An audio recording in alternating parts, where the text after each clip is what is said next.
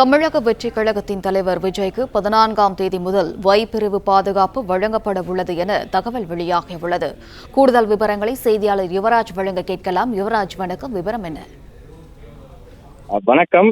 வருகின்ற 14ஆம் தேதி முதல் தமிழக வெற்றிக் கழகத்தினுடைய தலைவர் விஜய்க்கு இந்த Y பிரிவு பாதுகாப்பு வழங்கப்பட இருப்பதாக தகவல்கள் வெளியாகி இருக்கின்றது.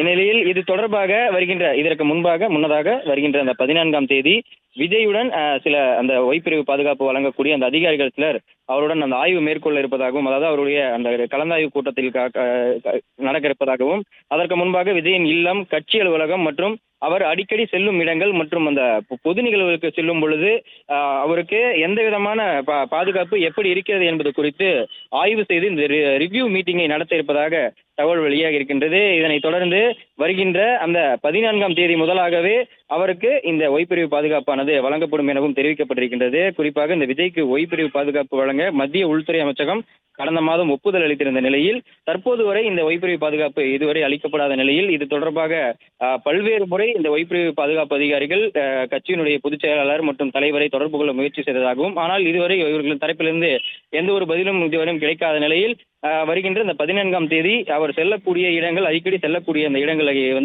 எப்படி விதமான அந்த பாதுகாப்பு அளிக்கப்பட வேண்டும் எனவும் 8 கமாண்டோக்கள் இந்த சுழற்சி முறையில் அவருக்கான அந்த பாதுகாப்பு பணியில் ஈடுபடுவார்கள். இதற்காக அந்த 14ஆம் தேதி இந்த ரிவ்யூ மீட்டிங் ஆனது நடக்க இருப்பதாகவும், அன்று இந்த கலந்து ஆலோசித்த பிறகு அந்த 14ஆம் தேதி முதலாகவே இவருக்கு அந்த Y பிரிவு பாதுகாப்பு வழங்கப்பட இருப்பதாக தகவல் வெளியாகி இருக்கின்றது.